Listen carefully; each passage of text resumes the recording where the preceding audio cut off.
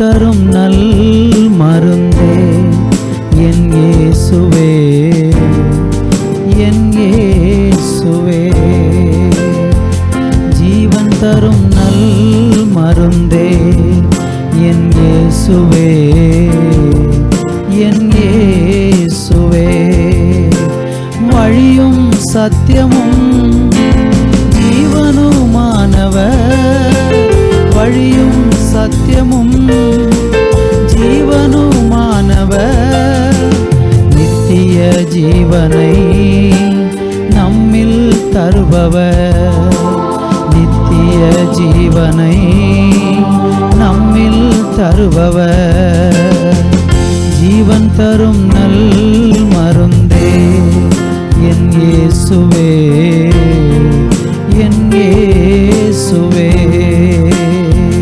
ஜீவன் தரும் நல் மருந்தே என் இயேசுவே, என் இயேசுவே.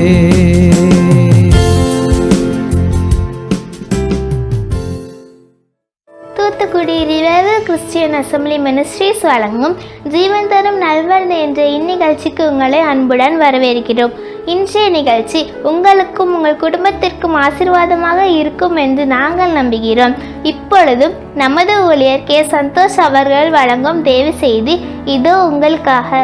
கிறிஸ்துவுக்குள் அன்பான தேவனுடைய பிள்ளைகளே, ஆண்டவராகிய இயேசு கிறிஸ்துவின் நாமத்தினாலே இந்த ஆசீர்வதிக்கப்பட்ட 2025 ஆண்டின் வாக்குத்தத்த செய்தியோடு உங்களை சந்திப்பதிலே நான் மிகவும் மகிழ்ச்சி அடைகிறேன்.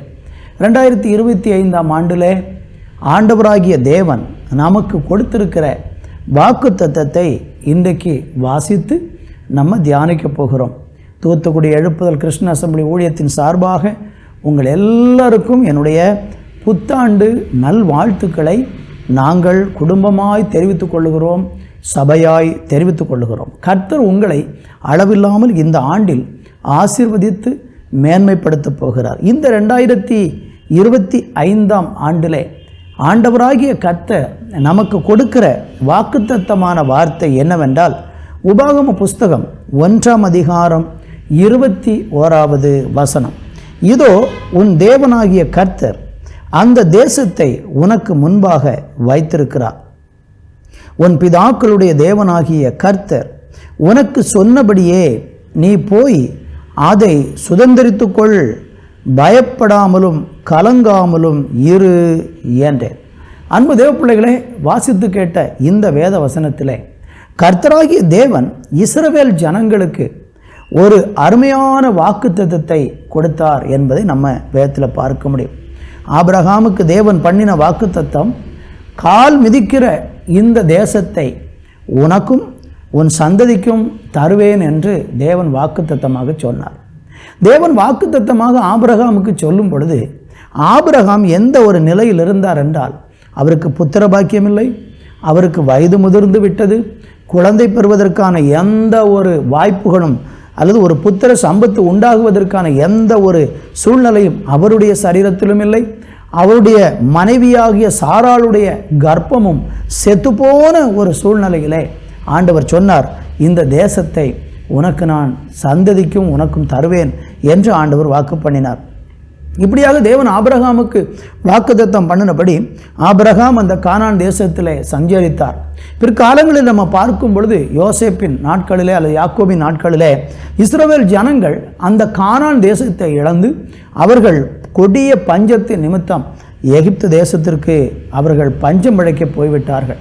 அங்கே அவர்கள் 430 ஆண்டுகள் அங்கே அடிமையாக இருந்த காலங்களில் தேவன் திரும்ப திரும்ப இந்த தேசத்திற்கு உங்களை நான் திரும்ப கொண்டு வருவேன், இந்த கானான் தேசத்தை உங்களுக்கு தருவேன், இந்த கானானில் உள்ள எல்லா ஜாதிகளையும் நான் அகற்றி உங்களுக்கு பாலும் தேனும் ஓடுகிற ஒரு தேசமாக உங்களுக்கு தருவேன் என்று ஆண்டவர் அவர்களுக்கு வாக்கு பண்ணினார். இப்படி ஆண்டவர் வாக்கு பண்ணினதன்படி மோசையின் மூலமாக ஆண்டவர் இஸ்ரவேல் ஜனங்களை எகிப்து தேசத்திலிருந்து கர்த்தர் பயங்கரமான அவருடைய பலத்த கிரியையினாலும் அவருடைய பலத்த புயத்தினாலும் அற்புத அடையாளங்களினாலும் ஆண்டவர் அந்த ஜனத்தை விடுதலையாக்கி எகிப்து தேசத்திலிருந்து அவர்களை கானானுக்கு அழைத்து வந்தார். அந்த கானானுக்கு அழைத்து வரக்கூடிய சம்பவங்கள் தான் இந்த வேத பகுதியிலையும் இதற்கு முன்புள்ள வேத பகுதி எண்ணாகமம், லேவியாரகமம், யாத்ராகமம் போன்ற புஸ்தகங்களில் எல்லாம் நீங்கள் படிக்கும் பொழுது இஸ்ரவேல் ஜனங்களுடைய அந்த 40 வருட வனாந்தர பயணத்தை பார்க்கிறோம். அங்கே நீங்கள் படிப்பீர்கள் என்ற காதேஸ் பர்னயா என்கிற இடத்தில் அவர்கள் வந்து சேர்ந்த போது கானானுக்குள்ளே பிரவேசிப்பதற்கான ஒரு குறிப்பிட்ட தூரம் மாத்திரம் அவர்களுக்கு முன்பாக இருக்கும்போது யோர்தான் நதி கரையிலே வந்து மோசே இஸ்ரவேல் ஜனங்களுக்கு நடத்தி வந்த வழிகளெல்லாம் திரும்ப ஞாபகப்படுத்தக்கூடிய ஒரு பகுதிதான் இந்த உபாகம புஸ்தகம். இந்த உபாகம புஸ்தகத்திலே அவர் சொல்லும் பொழுது கடந்த காலங்களில் தேவன் நம்மளை நடத்தி வந்த எல்லா வழிகளையும் மோசே மரிப்பதற்கு முன்பாக ஜனங்களுக்கு அப்படியே நினைவுபடுத்துகிறதை நாம் இங்கே பார்க்க முடியும். அருமையான தேவனுடைய பிள்ளைகளே, நம்முடைய வாழ்க்கையிலும் இதுபோல ஆண்டவர் அநேக வாக்கு தத்தங்களை கொடுத்திருக்கலாம். ஊழிய பாதையில் கொடுத்திருக்கலாம், தனிப்பட்ட வாழ்க்கையில் தந்திருக்கலாம். நீங்கள் தேவனோடு கூடுள்ள உங்கள் உறவில் அநேக நேரம் ஆண்டவர் உங்களுக்கு இந்த பூமிக்குரிய அநேக நன்மைகளையும் ஆவிக்குரிய பல பலன்களையும் உங்களுக்கு தருவதாக தேவன் வாக்கு பண்ணியிருக்கலாம். அப்படி தேவன் வாக்கு பண்ணின வாக்கு தத்தங்களை எல்லாம் நீங்கள் உள்ளத்தில் சுமந்து கொண்டு இது எப்பொழுது என் வாழ்க்கையில் நிறைவேறும் என்று ஏங்கி கொண்டு இருக்கலாம். இன்றைக்கு கூட இந்த வருஷத்தின் முதல் கர்த்தருடைய வார்த்தையை கேட்கும்போது கூட இன்றைக்கும் நீங்கள் ஆண்டவரிடத்திலிருந்து சொந்தமாக தனிப்பட்ட விதத்தில் வாக்கு தத்தங்களை பெற்றிருக்கலாம். ஆனால் தேவன் நமக்கு எப்போவுமே வாக்கு தத்தங்களை கொடுக்கிறார். ஆனால் அந்த வாக்கு தத்தங்கள் நம்முடைய வாழ்க்கையில் எப்பொழுது நிறைவேறும் என்கிற ஒரு கேள்வி இன்றைக்கு அநேகருக்குள்ள இருக்கிறது. உங்களுடைய உள்ளத்தில் கூட இன்றைக்கு ஆண்டவர் என்னோடு கூட எத்தனையோ காரியங்களை பேசியிருக்கிறாரே, அது எப்படி நிறைவேறும்? இஸ்ரவேல் ஜனங்களை பாருங்கள், அவங்க 40 வருஷம் வனாந்திர பயணத்தில் நடந்து வந்த பிறகு கானானை இன்னும் அவர்கள் காணவில்லை. தேவன் சொல்லிக்கொண்டே வந்தார் வழியிலெல்லாம், உங்களுக்கு அந்த தேசத்தை தருவேன் என்று. ஆனால் அநேக ஜனங்கள் அந்த வாக்குத்தத்த தேசத்தை காண முடியாமல் போய்விட்டதாக வேதத்திலே நம்ம பார்க்க முடியும். இங்கே நீங்கள் கவனித்தீர்கள் என்றால் இந்த வாக்குத்தத்தத்தை நம்ம எப்படி சுதந்திரிப்பது, இதை குறித்து தான் நம்ம சிந்திக்க போகிறோம். உங்கள் வாழ்க்கையில் இதுவரை நீங்கள் சுதந்திரித்திராத பல ஆவிக்குரிய ஆசீர்வாதத்துக்குரிய வாக்குத்தத்தங்களை நீங்கள் எப்படி சுதந்திரிப்பது என்பதை குறித்து தான் இந்த நாளிலே நம்ம தியானிக்க போகிறோம். இந்த ஆண்டிலே தேவன் உங்களுக்கு அநேக வாக்குத்தத்தங்களை சுதந்திரிக்கும்படியாக ஆசீர்வதிப்பாராக என்று உங்களை நான் வாழ்த்துகிறேன். அங்கே நீங்கள் படித்து பார்க்கும் பொழுது அதனுடைய 1ஆம் அதிகாரத்திலே நம்ம ஒரு சில வசனங்களை பார்க்க போகிறோம். 1:28, 29 ஆகிய வசனங்களை நான் வாசிக்கிறேன். நாம் எங்கே போகலாம்? அந்த ஜனங்கள் நம்மை பார்க்கிலும் பலவான்களும் நெடியவர்களும் அவர்கள் பட்டணங்கள் பெரியவைகளும் வானத்தை அளவு மதிலுள்ளவைகளுமாய் இருக்கிறதென்று ஏனாக்கியரின் புத்திரரையும் அங்கே கண்டோம் என்று நம்முடைய சகோதரர் சொல்லி நம்முடைய இருதயத்தை கலங்க பண்ணினார்கள் என்று சொன்னீர்கள். அப்பொழுது நான் உங்களை நோக்கி, நீங்கள் கலங்காமலும் அவர்களுக்கு பயப்படாமலும் இருங்கள். வாக்குத்தத்தை சுதந்திரிப்பதற்காக இஸ்ரவேல் ஜனங்கள் பயணித்து வருகிற நேரத்தில் இவர்கள் தேவனுடைய வாக்குத்தத்தை சுதந்திரிக்க முடியாத படிக்கு வேவு பார்க்க சென்ற 12 பேரில் 10 பேர் இந்த ஜனங்களுக்குள்ளே ஒரு பெரிய கலகத்தை உண்டாக்கினார்கள். 8ஆம் புஸ்தகம் 13ஆம் அதிகாரம் 25 33 வரையுள்ள வேத பகுதியை நீங்கள் வாசித்து பாருங்கள். அங்கே இந்த வேவு பார்க்கும்படியாக இஸ்ரவேல் ஜனங்கள் கானானுக்கு நிறைய பயணமாய் வருகிற வேளையில் வனாந்திர பாதையில் வரும்போது அநேகருக்குள்ள ஒரு சந்தேகம் உண்டானது. கானான் என்ற தேசம் உண்டா? அந்த கானானை சுதந்திரிக்க முடியுமா? கர்த்தர் நிச்சயமாக அதை நமக்கு தருவாரா? அல்லது நாம் சும்மாவே வீணாக பயணித்து கொண்டிருக்கிறோமா என்கிற ஒரு கலக்கமும் ஒரு குழப்பமும் ஜனங்களுக்குள் இருந்தது. அந்த கூட்டத்துக்குள் அநேகர் அவிசுவாசிகளாக இருந்தார்கள், தேவனை விசுவாசியாதவர்களாக இருந்தார்கள், தேவனுடைய வாக்குத்தத்தத்தை நம்பாதவர்களாக இருந்தார்கள். 12 கோத்திரத்திலிருந்து 12 பேர் தேசத்தை வேவு பார்க்க சென்று திரும்பி வந்தார்கள். அங்குள்ள கனிகளையெல்லாம் பறித்து கொண்டு கானானுடைய கனிகளையெல்லாம் கொண்டு வந்து மோசேயினிடத்தில் காண்பித்தார்கள். காண்பித்த பொழுது அதிலே 10 பேர் என்ன செய்தார்கள் என்றால், ஐயோ, அங்கே இருக்கிற ஜனங்கள் நெடியவர்களும் பெரியவர்களும் அவர்களுடைய பட்டணங்கள் எல்லாம் மிகவும் பெரியவைகளுமாய் இருக்கிறது, அது மதிலுள்ளதுமாய் இருக்கிறது, ஏனாக்கின் புத்திரர்களை நாங்கள் அங்கே கண்டோம் என்று சொல்லி அவர்கள் அவிசுவாசமாக பேசினது நிமித்தமாக ஜனங்களுடைய இருதயமெல்லாம் கலங்கி போனது. ஒரு பெரிய கூட்ட மக்கள் அப்படியே கலங்கி புலம்பி அழ ஆரம்பித்து விட்டார்கள். ஐயோ, நமக்கு கானான் கிடைக்காது, நம்ம இந்த வனாந்தரத்திலேயே மரித்து போவோம் என்று அவர்கள் அழுது புலம்புகிறதை நாம் அங்கே பார்க்க முடியும். அன்பான தேவனுடைய பிள்ளைகளே, இது போலவே தேவன் நமக்கு வாக்கு பண்ணியிருக்கிற அந்த வாக்கு தத்தங்களை சுதந்திரிக்க முடியாமல் சிலர் துர்ச்செய்தியை பரப்புவார்கள். 10 பேர் சொன்ன வார்த்தைகள் ஓங்கி நின்றது. 2 பேர், யோசுவாவும் காலேபும், அவர்கள் சொன்னார்கள், இல்லை இல்லை, அந்த பட்டணத்தை நம்ம பிடிக்கலாம், அவங்களெல்லாம் தேவன் நம்முடைய கையில் ஒப்பு கொடுப்பார் என்று மிகவும் தைரியமாய் சொல்லி பார்த்தார்கள். ஆனால் இல்லை, 10 பேருடைய வார்த்தை ஓங்கி நின்றது. எல்லாருக்குள்ளேயும் ஒரு பெரிய கலக்கம் உண்டானது, பயம் உண்டானது, அவருடைய இருதயத்துக்குள்ளே கலக்கம் உண்டானது. இன்றைக்கு இந்த வார்த்தையை கேட்கிற உங்கள் வாழ்க்கையிலே தேவன் உங்களுக்கு சொன்ன காரியங்களை நீங்கள் சுதந்திரிக்க முடியாதபடிக்கு சிலர் உங்களை அவிசுவாசத்தினாலே பேசி உங்கள் இருதயத்தை கலங்க பண்ணி, உனக்கெல்லாம் அந்த ஆசீர்வாதம் கிடைக்காது, நீ எல்லாம் அதை சுதந்திரிக்க முடியாது, இதெல்லாம் உன் வாழ்க்கையில் நடக்காது, நீ இந்த நன்மையெல்லாம் பெற முடியாது என்று சொல்லி அநேகர் உங்கள் இருதயத்தை இன்றைக்கு கலங்க பண்ணி கொண்டு இருக்கிறார்கள் என்றால், நான் உங்களுக்கு சொல்லுகிறேன், அவர்களுடைய கலங்குகிறதான அந்த கலக்கத்திற்கு நீங்கள் இடம் கொடுக்க வேண்டாம். அவர்கள் துர்ச்செய்தியை பரப்பி கொண்டு இருப்பார்கள். அப்படி துர்ச்செய்தி பரப்பக்கூடிய மக்களுடைய வார்த்தைகளுக்கு நீங்கள் செவி கொடுப்பீர்கள் என்றால் தேவனுடைய அந்த வாக்கு தத்தத்தை, அந்த ஆசீர்வாதத்தை சுதந்திரிக்க முடியாமல் போய்விடும். கர்த்தருக்கு மகிமை. எனவே இந்த நாளிலையும் கூட உங்களுடைய வாழ்க்கையை நீங்கள் சிந்தித்து பாருங்கள். இப்படியாக அந்த தேசத்திலே கானானை காண முடியாது என்று சொல்லி கலக்கம் உண்டாக்கின எல்லாரும் 10 பேரும் மரித்து போனதாக வேதம் சொல்லுகிறது. 14ஆம் அதிகாரம் 28 31 வரை நீங்கள் படித்து பாருங்கள்.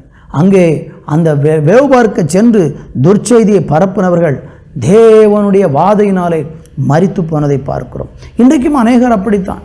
தேவன் நமக்கு சொல்லியிருக்கிற வாக்கு தத்தங்கள் ஒருவேளை பெரிதாக இருக்கும்.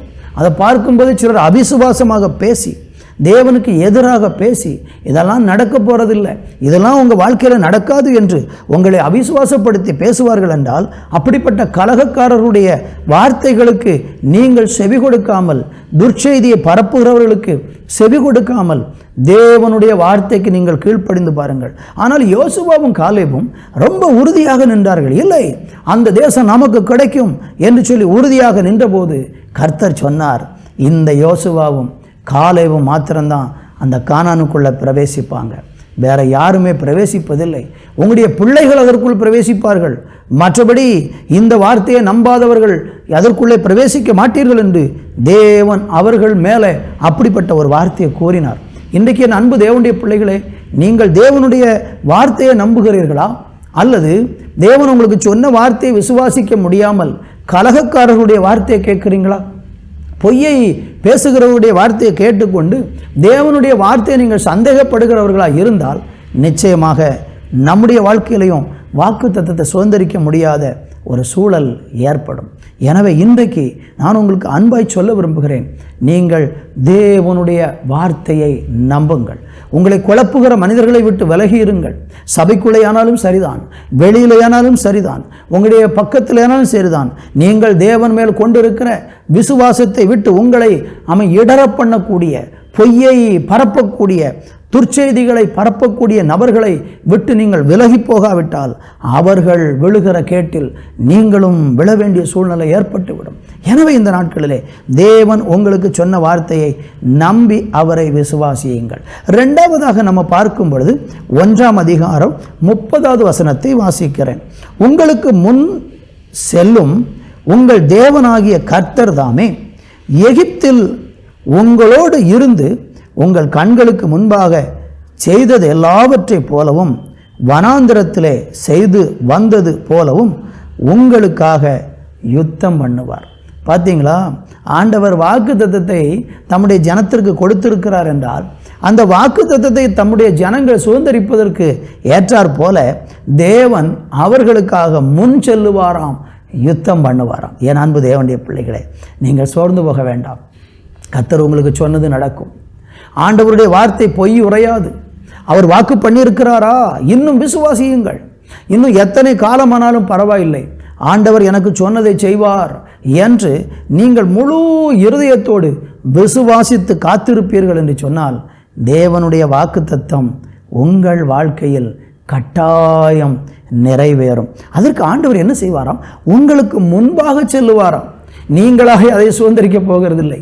கர்த்தர் உங்களுக்கு முன்பாக சென்று உங்களை அதை சுதந்திரிக்க விடாமல் உங்களுக்கு எதிராய் எழும்பி வரக்கூடிய அந்த ஏனாக்கின் புத்திரர்களையும் இன்னும் அங்கே இருக்கக்கூடிய பலவிதமான ராட்சசகர்களையும் ஆண்டவர் அழிக்கும்படியாக உங்களுக்காக யுத்தம் பண்ணுகிறவர் உங்களுக்கு முன்பாக செல்லுகிறார். இதை நீங்கள் விசுவாசிக்க முடியுமா?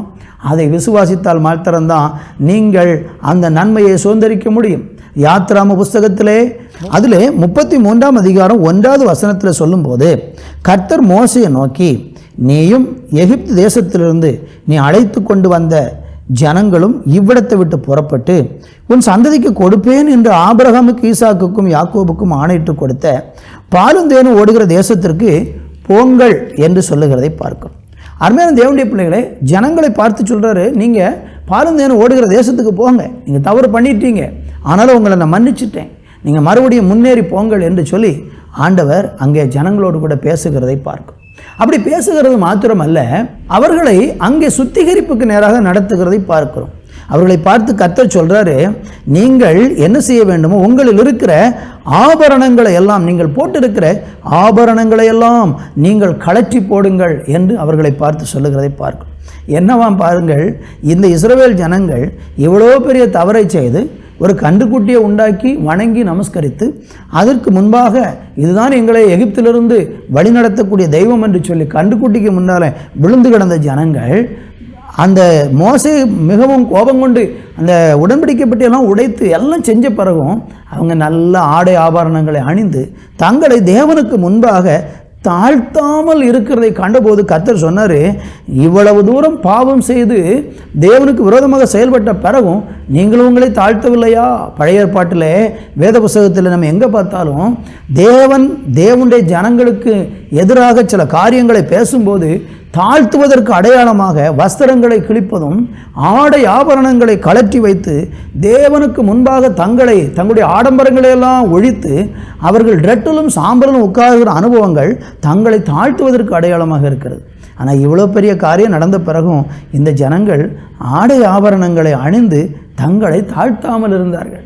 உடனே கர்த்தர் சொன்னார், நீங்கள் என்ன செய்யணும்? உங்களுடைய ஆடை ஆபரணங்களை எல்லாம் கழற்றி விடுங்கள் என்று சொன்னபோது அந்த ஜனங்கள் கீழ்ப்படிந்து ஆபரணங்களை எல்லாம் கழற்றி தேவனுக்கு முன்பாக தாழ்த்தினார்கள்.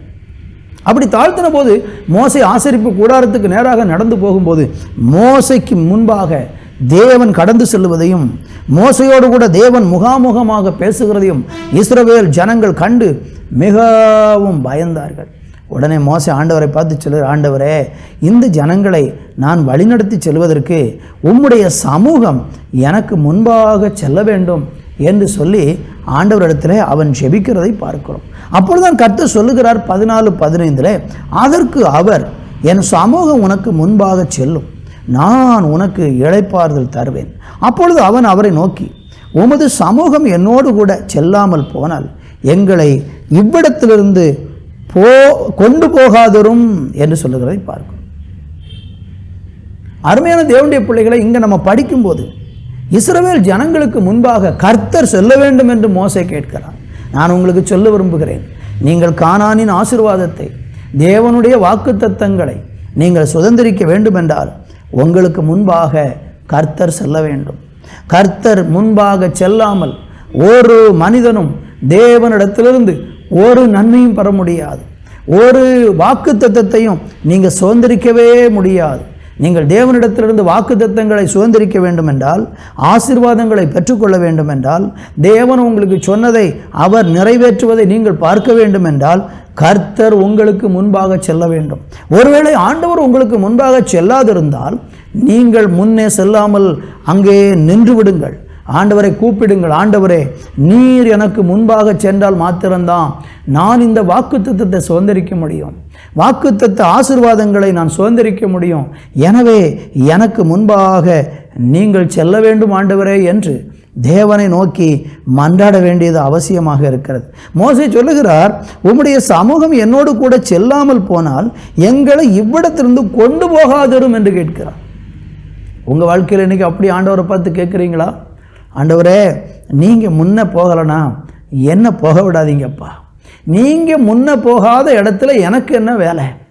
நீங்கள் எனக்கு முன்னால் போங்க, நான் உங்களை பின்பற்றி வருவேன் என்று நம்ம ஆண்டவரை முன்னிறுத்தி, ஆண்டவரை முன்னனுப்பி, ஆண்டவருடைய முழு அதிகாரத்தோடு அவர் முன்னே செல்லும்போது அவருக்கு பின்னால் நம்ம போனால் என்ன நடக்கும்?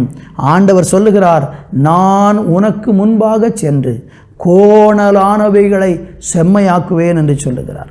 கர்த்தர் நமக்கு முன்னால் போனால் கோணல்கள் செம்மையாகும். அவர் முன்னே செல்லும்போது என்ன செய்வார்? யுத்தம் பண்ணுவார், நமக்காக யுத்தம் பண்ணுவார். அவர் யுத்தத்திலே வல்லவராக இருக்கிறார் என்று வேதம் நமக்கு சொல்லுகிறது. என்னை கவனித்து கொண்டிருக்கிற அன்பு தேவ பிள்ளைகளே, இன்றைக்கு ஆண்டவர் நமக்கு முன்னால் சென்றால் மாத்திரம்தான் நம்ம ஆசீர்வாதத்தை சுதந்திரிக்க முடியும். கர்த்தர் நமக்காக யுத்தம் பண்ணுவார். ஆண்டவர் சொல்கிறார், நீங்கள் சும்மா இருப்பீர்கள், கர்த்தர் உங்களுக்காக யுத்தம் பண்ணுவார். நீங்கள் தேவனுடைய வாக்குத்தத்தத்தை சுதந்திரிப்பதற்கு ஜெபித்து, நீங்கள் தேவனை உங்களுக்கு முன்னிறுத்தி நீங்கள் காத்திருக்கும் போது கர்த்தர் உங்களுக்காக யுத்தம் பண்ணி உங்களுடைய வாக்குத்தத்தத்தை சுதந்திரிக்கும்படிக்கு கர்த்தர் உதவி செய்வார். மூன்றாவது நம்ம வாசிக்கும் போது இதில் உபாகம புஸ்தகம் 1ஆம் அதிகாரம் 31வது வசனத்தை நான் வாசிக்கிறேன்.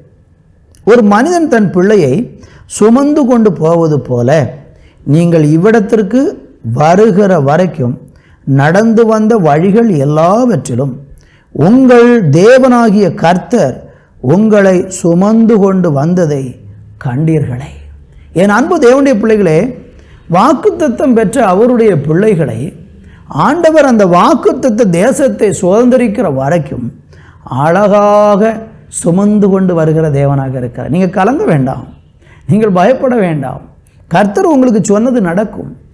தேவன் உங்களுக்கு வாக்குத்தத்தம் பண்ணின வாக்குத்தத்தத்தை நீங்கள் கட்டாயம் சுதந்திரிப்பீங்க.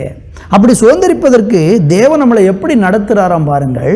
ஒரு மனிதன் தன் பிள்ளையை சுமந்து கொண்டு போகுது போல இவ்விடத்துக்கு வருகிற வரைக்கும் நடந்து வந்த வழிகள் எல்லாவற்றிலும் உங்கள் தேவனாகிய கர்த்தர் உங்களை சுமந்து கொண்டு வந்ததை கண்டீர்களே. நம்மளை சுமக்கிற தேவன். ஒரு தகப்பன் தன்னுடைய பிள்ளையை சுமக்கிறது போல நம்முடைய ஆண்டவர் நம்மளை சுமப்பார். சில நேரங்களில் நாம் நம்முடைய வாழ்க்கை பயணத்தில் நம்மளால் நடக்க முடியாது, மிகவும் சோர்வு வருகிறது.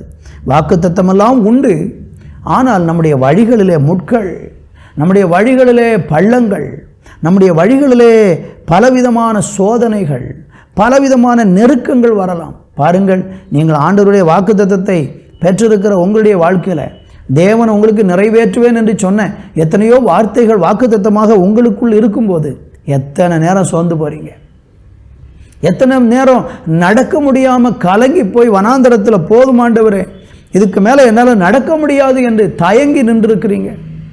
எலியா தீர்க்கதரிசியை போல எத்தனை முறை நீங்கள் சோர்ந்து போயிருக்கிறீர்கள். 1 ராஜாக்கள் 19ஆம் அதிகாரத்தை நீங்கள் படித்து பாருங்கள். எலியா தீர்க்கதரிசி மிகவும் சோர்ந்து போய் சூரச்செடியின் தணலிலே படுத்துக்கொண்டு சொல்லுகிறான், போதும் ஆண்டவரே என்று கலங்கி நின்றது போல எத்தனை நேரம் எனக்கு முன்னேற முடியாது, எனக்கு உரிய வாக்குத்தத்தங்களெல்லாம் நடக்குமா நடக்காதா எனக்கு தெரியலை, இதுக்கு மேலே என்னால் முடியாது ஆண்டவரேன்னு சொல்லி எத்தனை நேரம் நீங்கள் தயங்கி நின்றீர்கள். ஆனால் அந்த வழிகளில் எல்லாம் ஆண்டவர் உங்களை ஒரு தகப்பன் சுமப்பது போல சுமந்து வந்தார் அல்லவா? ஒருவேளை நீங்கள் இன்றைக்கு அப்படிப்பட்ட நெருக்கத்தில் போகிறீர்கள் என்றால் கர்த்தர் இன்றைக்கு உங்களோடு கூட பேசுகிறார். என் அன்பு சகோதர சகோதரிகளே, உங்களை ஆண்டவர் சுமந்து செல்லுவார். எதற்கு சுமந்து செல்லுகிறார்? அந்த வாக்குத்தத்தத்தை சுதந்திரிப்பதற்காக. தேவன் உங்களுக்கு சொன்னதை நீங்கள் அடைவதற்கு, உங்களை அந்த இடத்துல கொண்டு போய் சேர்ப்பதற்கு, அந்த ஆசீர்வாதங்களை நீங்கள் காண்பதற்கு, உங்கள் ஊழியத்தில் நீங்கள் உங்களுக்கு கொடுத்திருக்கிற அந்த வாக்குத்தத்தை நிறைவேறுதலுக்கு நேராக, அந்த எழுப்புதலுக்கு நேராக கர்த்தர் உங்களுக்கு சொன்ன அத்தனை தீர்க்க தரிசன வார்த்தைகள் நிறைவேறுவதற்கு ஏதுவாக உங்களை ஆண்டவர் ஒரு பிள்ளையை சுமந்து கொண்டு போகிறது போல அவர் சுமந்து கொண்டு போவேன் என்று வாக்கு பண்ணுகிறார். ஏசாயா தீர்க்க தரிசன புஸ்தகம் 46ஆம் அதிகாரம் 4வது வசனத்தை நான் இப்பொழுது வாசிக்கிறேன். உங்கள் முதிர் வயது வரைக்கும் நான் அப்படி செய்வேன், நரை வயது மட்டும் நான் உங்களை தாங்குவேன். நான் அப்படி செய்து வந்தேன், இனிமேலும் நான் ஏந்துவேன், நான் சுமப்பேன், தப்புவிப்பேன். அன்பு தேவப்பிள்ளைகளை, கர்த்தர் நம்மளை சுமக்கிறவராக இருக்கிறார். நடக்க முடியாத சூழ்நிலைகளில் தேவன் நம்மை சுமப்பார். இந்த நாளில் உங்கள் வாழ்க்கையில் நீங்கள் நடக்க முடியாமல் மிகவும் மனம் சோர்ந்து போய் தளர்ந்து போன ஒரு நிலையில் காணப்படுகிறீர்கள் என்றால் கர்த்தர் உங்களை அழகாக சுமந்து செல்லுவார். உபாகம புஸ்தகம் 32ஆம் அதிகாரம் 11வது வசனத்தை நீங்கள் படித்து பார்ப்பீர்கள் என்றால் அங்கே ஆண்டவர் ஒரு கழுகு தன் குஞ்சுகளின் மேல் அசைவாடி அந்த குஞ்சுகளை தோளின் மேலே சுமக்கிறது போல தேவன் நம்மை சுமப்பார் என்று வேதம் சொல்லுகிறது. எனவே இந்த நாட்களையும் கூட நம்மளை ஆண்டவர் அந்த ஆவிக்குரிய அந்த ஆசீர்வாதங்களை அல்லது அந்த வாக்குத்தத்தங்களை சுதந்தரிப்பதற்கு தேவன் நம்மளை சுமந்து கொண்டு போகிறவராயிருக்கிறார். 4வதாக நம்ம பார்க்கும் பொழுது உபாகம புஸ்தகம் 1ஆம் அதிகாரம் அதனுடைய 35, 36வது வசனம். உங்கள் பிதாக்களுக்கு கொடுப்பேன் என்று நான் ஆணையிட்ட அந்த நல்ல தேசத்தை இந்த பொல்லாத சந்ததியாராகிய மனிதரில் ஒருவரும் காண்பதில்லை என்றும் எபனோயின் குமாரனாகிய காலேபு மாத்திரம் அதை காண்பான். அவன் கர்த்தரை உத்தமமாய் பின்பற்றினபடினால் நான் அவன் மிதித்து வந்த தேசத்தை அவனுக்கும் அவன் பிள்ளைகளுக்கும் கொடுப்பேன் என்று ஆணையிட்டார். அன்பு தேவப்பிள்ளைகளே, இந்த கானான் தேசத்தை சுதந்தரிப்பதற்கு ஒரு மனிதனுடைய பெயரையும் அவனுடைய சந்ததியெல்லாம் அதில் பிரவேசிக்கும் என்று கர்த்தர் சொல்லுகிறதை பார்க்கிறோம். ஆனால் வனாந்தரத்தில் வச்சு ஆண்டோடைய வார்த்தையை நம்பாமல் அந்த கலகக்காரருடைய சத்தத்தை கேட்டு துர்ச்செய்தி பரப்புனவர்களுடைய வார்த்தையை கேட்டு கர்த்தரை நம்பாமல் அவருடைய வார்த்தைகளை புறக்கணித்தவர்கள் வனாந்தரத்தில் மரித்து போவார்கள் என்றும் இந்த எபுனையின் குமாரனாகிய காலேபு அந்த கானான் தேசத்துக்குள் பிரவேசிப்பான் என்று கர்த்தர் சொல்லுகிறதை பார்க்கிறோம். என்னை கவனித்து கொண்டிருக்க அன்பு தேவப்பிள்ளைகளே, அதற்கு ஆண்டவர் சொன்ன ஒரு காரியம் என்னவென்றால், இந்த காலேபு என்கிற மனுஷன் உத்தமமாய் என்னை பின்பற்றினான் என்று ஆண்டவர் சொல்லுகிறார். இன்றைக்கு நீங்களும் நானும் கர்த்தருடைய வாக்குத்தத்தத்தை சுதந்தரிப்பதற்கு நானும் நீங்களும் அவரை உத்தமத்தோடு கூட பின்பற்ற வேண்டியது இருக்கிறது. ஒருவேளை நம்முடைய வாழ்க்கையில் பாவம் இருக்கலாம், குறைகள் இருக்கலாம், நீங்கள் பலவீனராய் கூட இருக்கலாம், சில நேரம் சோர்ந்து போய் பின்மாற்ற நிலையில் கூட நீங்கள் இருக்கலாம். நீங்கள் எந்த சூழ்நிலையில் இருந்தாலும் தேவனுடைய வார்த்தையை கீழ்ப்படிஞ்சு உங்களுடைய பாவங்களை தேவனிடத்தில் அறிக்கை செய்து, ஐயா என்னுடைய பாவத்தை மன்னியும் என்று சொல்லி தேவனை நோக்கி நீங்கள் உங்களை தாழ்த்தி குறைகளை அறிக்கை செஞ்சு உத்தமமாய் பின்பற்ற வருவீர்கள் என்றால் கர்த்தர் சொல்கிறாரு, இந்த கானான் தேசத்தை உத்தமமாய் பின்பற்றின எபுனையின் குமாரனாகிய காலேபு மாத்திரம் அதை சுதந்தரிப்பான். அதோடு கூட கர்த்தர் யோசுவாவுக்கும் அதை சொன்னார், யோசுவாவும் அதை பின்பற்றுவான் என்று அங்கே சொல்லுகிறதை பார்க்கிறோம்.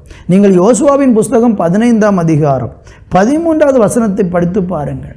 அங்கே இந்த காலேபுக்கு யோசுவா கானான் தேசத்தை பங்கிட்டு கொடுக்கிறதை நம்ம பார்க்க முடிகிறது. இன்றைக்கி நம்முடைய வாழ்க்கையிலையும் நம்ம எவ்வளோ தூரம் ஆண்டவரை உத்தமமாக சேவிக்கிறோம், எவ்வளோ தூரம் ஆண்டவருக்கு முன்பாக நம்ம உண்மையாக இருக்கிறோம். குறையில்லாத மனிதர்கள் இல்லை, பாவம் செய்யாத மனிதர்கள் இல்லை. ஆனால் தேவன் ஒரு பாவியை வெறுப்பதில்லை, பாவி அவர் நேசிக்கிறார். எப்போ தெரியுமா? நம்முடைய பாவத்தை உணர்ந்து நம்ம மனம் திரும்பும்போது. ஒருவேளை இந்த வார்த்தையை கேட்கிற நீங்கள் கடந்த காலங்களில் தேவனுடைய ஆசீர்வாதத்தை வாக்குத்தத்தையும் சுதந்திரிக்க முடியாமல் சில பாவ வழியில் நீங்கள் விழுந்து போயிருக்கலாம், உங்கள் விசுவாசத்தை விட்டு பின்மாறி போயிருக்கலாம், தேவனுடைய அன்பை விட்டு நீங்கள் தூரமாக போயிருக்கலாம். இன்றைக்கு தேவன் பக்கம் வந்து விடுங்கள், ஆண்டவரை நம்புங்கள். அவர் உங்களுக்கு சொன்ன வாக்கு தத்தத்தை சுதந்திரிப்பதற்கு அவரை உத்தமமாய் பின்பற்ற வேண்டும். கடைசியாக அதனுடைய 1ஆம் அதிகாரம் 39வது வசனத்தை நான் வாசிக்கிறேன். கொள்ளையாவார்கள் என்று நீங்கள் சொன்ன உங்கள் குழந்தைகளும் இந்த நாளிலே நன்மை தீமை அறியாத உங்கள் பிள்ளைகளும் அதில் பிரவேசிப்பார்கள். அவர்களுக்கு அதை கொடுப்பேன், அவர்கள் அதை சுதந்தரித்து கொள்வார்கள். காலேபும் யோசுவாவும் கானான் தேசத்தை சுதந்தரிப்பார்கள். காரணம், அவர்கள் துர்ச்செய்தி அல்ல, நற்செய்தி கொண்டு வந்தார்கள். அந்த தேசத்தின் மேலே அவங்க அந்த தேசத்தை நம்ம சுதந்திரிக்க முடியும், கர்த்தரை நமக்கு தருவார்னு கர்த்தரை நம்பினாங்க. ஜனங்களை சமாதானப்படுத்த முயற்சித்தாங்க. ஆனால் 10 பேர் துர்ச்செய்தி கொண்டு வந்து வனாந்தரத்தில் அழிந்து போனாங்க. அவங்க உத்தமமாய் தேவனை பின்பற்றினதுனால கர்த்தர் அவர்களை அந்த கானானுக்குள்ளே பிரவேசிக்க பண்ணுவேன்னு சொன்னார். அதோடு கூட அவர்கள் பிள்ளைகள், எல்லா பிள்ளைகளும் கொள்ளையாவார்கள் என்று சொன்ன அத்தனை சிறு குழந்தைகளும் அவர்கள் கானானுக்குள் செல்வார்கள் என்று ஆண்டவர் சொன்னார். இதிலிருந்து நம்ம என்ன கற்றுக்கொள்ளப் போகிறோம்? சிறு பிள்ளைகள் எப்படி ஆண்டவரை ஏற்றுக்கொள்ளுகிறாங்களோ அது போலவே நம்மளும் ஆண்டவரை ஏற்றுக்கொண்டு பின்பற்ற வேண்டும். 8ஆம் புத்தகம் 14ஆம் அதிகாரம் 31வது வசனத்தை வாசித்து பாருங்கள்.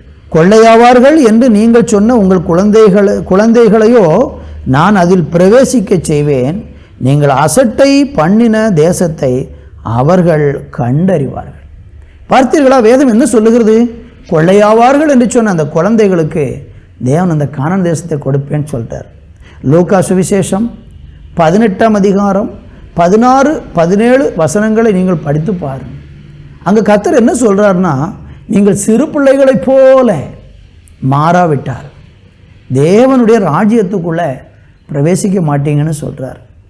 நாம் சிறு பிள்ளைகள் போல மாறணும். சிறு பிள்ளைகளுடைய இருதயத்தில் களங்கம் இல்லை. தவறு பண்ணிட்டு உடனே வந்து வருந்தி மன்னிப்பு கேட்டுருவாங்க. அவங்க இருதயத்துக்குள்ளே எந்த கோபம் வைப்பதில்லை, அடுத்தவர்களை கெடுக்கணும்னு நினைக்கிறதில்லை.